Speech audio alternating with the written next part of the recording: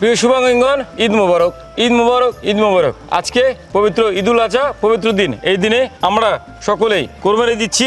পুরো দেশের মানুষ আনন্দঘন মুহূর্ত তৈরি হয়েছে এবং দেশে বিভিন্ন স্থানে কোরবানি হচ্ছে।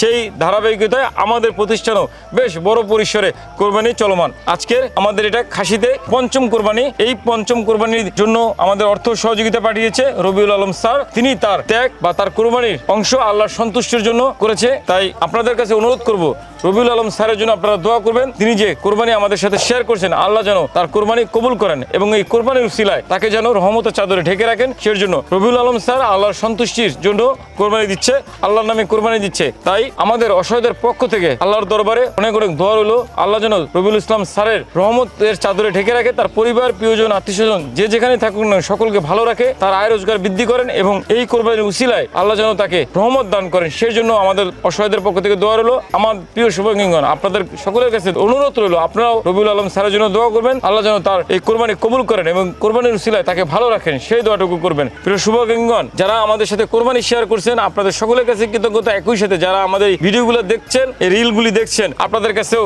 অনুরোধ থাকবে সকলের জন্য দোয়া করবেন, লাইক শেয়ার কমেন্ট করবেন, জানো এই কোরবানির উসিলায় আল্লাহ যেন আমাদের সকলকে, দেশের সমস্ত মানুষকে ভালো রাখে। সবাই ভালো থাকবেন। আল্লাহ হাফেজ।